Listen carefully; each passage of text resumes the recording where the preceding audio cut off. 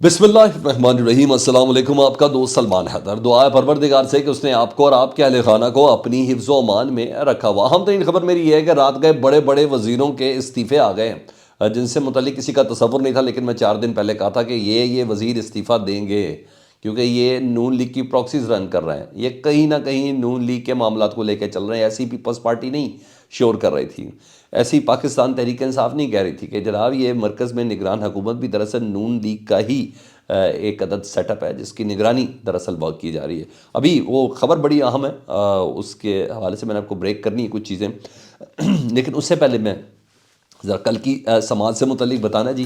रात गए शेड्यूल तो खैर जारी होना था, काजी फायज़ ईसा साहब ने बता दिया था। अचानक काजी फायज़ ईसा साहब ने ये एक्शन लिया था, क्योंकि मीडिया पर आ चुका था कि जिस तरीके से ये मामला चल रहे हैं तो इलेक्शन 8 से 10 दिन लेट हो सकते हैं। आसिफ अली जरदारी साहब भी कह चुके थे, मौलाना फजल रहमान साहब भी कह चुके थे, और लाहौर हाई कोर्ट के जो जस्टिस बाकर नजफी साहब ने जिस तरीके से अहकामात दिए थे पाकिस्तान तहरीक इंसाफ के उमैर न्याजी की उस दरख्वास्त के ऊपर कि हमें जो आरओज़ हैं वो कम अज़ कम एडमिनिस्ट्रेशन से कबूल नहीं है, हमें अदालती अमला रिक्वायर्ड है, तो उसके ऊपर जिस तरीके से स्टे मिल गया था तो इतनी खबरें बहुत ज़्यादा स्ट्रांगली हो चुकी थी।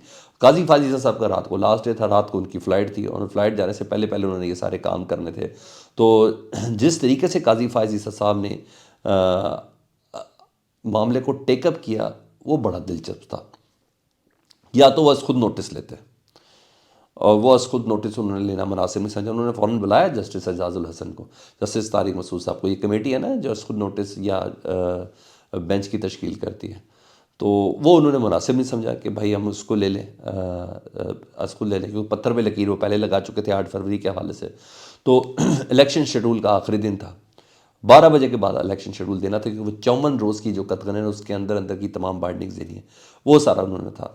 तो फिर चीफ़ इलेक्शन कमिश्नर को बुलाया, काजी फायज़ ईसा साहब ने अपने पास, अटॉर्नी जनरल साहब को बुलाया, और मुशावरत की तकरीबन 3-4 घंटे, और फिर इलेक्शन, और जस्टिस एजाज भी शामिल थे, जस्टिस तारिक मसूद साहब भी शामिल थे।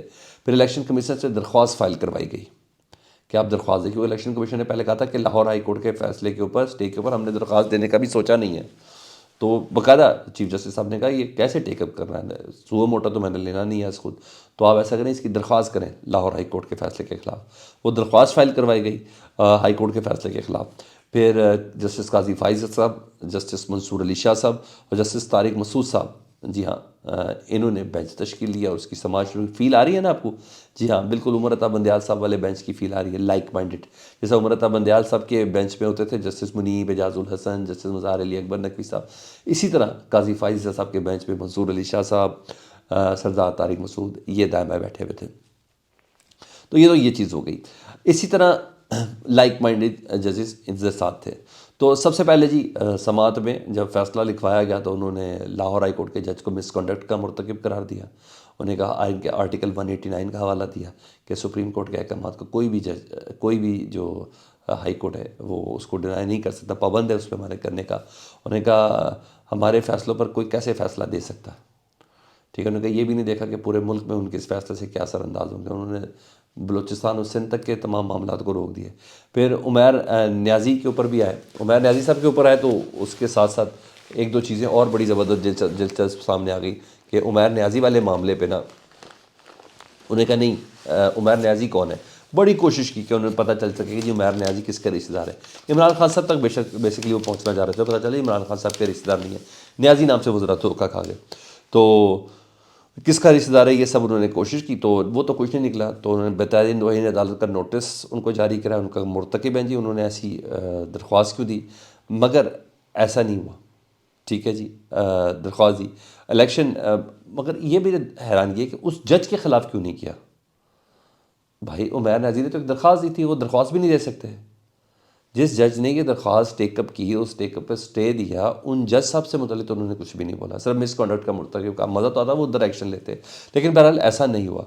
इलेक्शन कमीशन की मिली भगत साफ साफ नज़र आती है, क्योंकि मैं समात को एक एक पॉइंट को मैंने गौर से खुद देखा है, और मैं खुद कवर कर रहा था, स्क्रीन के ऊपर भी था, मेरा प्रोग्राम भी साथ साथ चल रहा था, तो मुझे सारे पॉइंट्स का एक पता है। تو باقاعدہ طور پر الیکشن کمیشن کی ملی بھگت تھی جو پکڑی بھی گئی ہے۔ پتہ چل رہا تھا الیکشن کمیشن خود بھی الیکشن نہیں چاہ رہا، وہ پاکستان تحریک انصاف کا کندھا استعمال کرنے کی کوشش کر رہے ہیں۔ عدالت قاضی فائز صاحب بار بار سیکرٹری الیکشن کمیشن کو کہہ رہے ہیں شیڈول کدھر ہے؟ انہوں نے کہا ادھر ہی ہے، کہتے کدھر ہے دکھائیں، تو وہ شیڈول تک نہیں دے پا رہے تھے، مانگتی رہی عدالت بار بار۔ اور بہرحال پتہ چلا تھا کہ پاکستان تحریک انصاف کا کندھا استعمال کیا جا رہا ہے۔ اور میری سمجھ میں ایک بات اور بھی آئی نا کہ جیسی سپریم کورٹ نے اس معاملے کو ٹیک اپ کر لیا، پتہ چلا بینچ بیٹھنے لگا ہے، ایک دم نون لیگ نے کہا ہم لاہور ہائی کورٹ کے فیصلے کے خلاف فریق بننا چاہتے ہیں، پھر دوسرے نے پیپلز پارٹی نے کہا ہم بننا چاہتے ہیں، استحکام پاکستان پارٹی نے کہا ہم بننا چاہتے ہیں۔ اس سے پہلے 3 دن پہلے کا یہ فیصلہ آیا ہوا ہے، کوئی نہیں بول رہا تھا، یعنی کہیں نہ کہیں ان میں سے کوئی جماعت نہیں چاہ رہی تھی کہ الیکشن ہو۔ بہرحال وہ کہتے ہیں ہاتھی کے پیر میں سب کا پیر، پتا نہ تھا کہ ہم بہت جمہوریت پسند ہیں، تاہم یہ چیزیں سامنے آ گئی۔ تو اب خیر یہ معاملہ 8 فروری کا تو ویسے ہی ہے، پھر بول رہا ہوں الیکشن ہونے پہ کسی کو کوئی شک نہیں ہے، الیکشن کے قابل قبول ہونے پر ڈیفینیٹلی سوالات ہیں، کیونکہ آگے کچھ اور چیزیں چیف الیکشن کمیشنر نے صحافیوں سے گفتگو کی ہے، اور انہوں نے کہا عمران خان میرے پسندیدہ کھلاڑی، وہ تاثر کو زائل کرنا چاہ رہے تھے کہ انہوں نے کہا ان کی تصویر تو میرے گھر پہ بھی لگی ہوئی ہے۔ تو میرا کوئی اختلاف نہیں ہے عمران خان صاحب سے، ویسے کہ وہ ان الزامات کا جواب دے رہے تھے ان سے متعلق ہے نا کہ انہوں نے فیصلے ایسے کیے ہیں، تو انہوں نے کہا الیکشن شیڈول آ گیا اور میں گارنٹی دیتا ہوں، گارنٹی دی ہے انہوں نے کہا میں گارنٹی دیتا ہوں اب سب کو لیول پلینگ فیلڈ ملے گی۔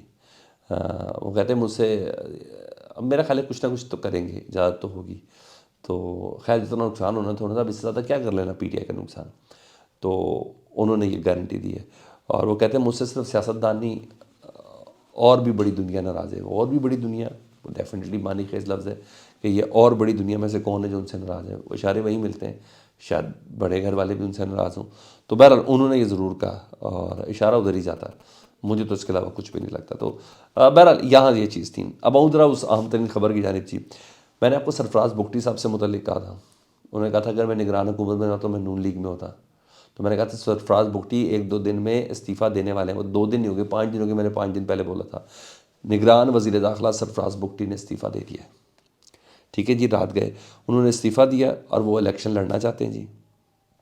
وجہ یہ ہے کہ وہ اپنا حلقہ نہیں چھوڑنا چاہتے، اور جس حلقے میں ہیں وہ آئے ہیں وہ وہاں سے سردار اختر مینگل صاحب الیکشن لڑتے ہیں، تو انہوں نے ان کا مقابلہ کرنا ہی کرنا ہے، اور اب دیکھیں وہ نون لیگ کی سیٹ سے، نون لیگ کی ٹکٹ سے الیکشن لڑیں گے یا پاپ پارٹی میں، یعنی نون لیگ کے ساتھ ہی ہوں گے، تو سمجھو اب سب گئے ہوں گے یہ معاملہ کتنی دور پہلے یہ پلان ڈیسائیڈ ہوا تھا، کس سے کیا کام لینے تھے۔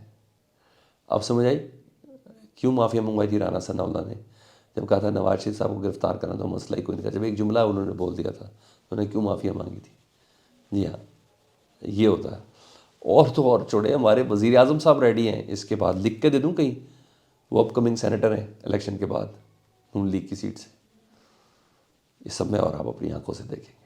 میرا وزیر داخلہ سرفراز بگٹی صاحب نے استعفیٰ دے دیا الیکشن لڑنے کے لیے، یا تو یہ چونکہ یہی نہیں ایک اور بھی وزیر ہیں، نگران وزیر کھیل بلوچستان جمال رئیسانی نے بھی استعفیٰ دے دیا ہے، اور یہ بھی اب الیکشن لڑیں گے۔ ہے نا مزیدار چیز۔ اور رات کو ایک اچھی خبر ضرور ملی، پٹرول 14 روپے سستا ہو گیا اور ڈیزل 13 روپے سستا ہو گیا، آپ سب کو بہت مبارک ہو۔ اللہم صلی علی محمد و آل محمد۔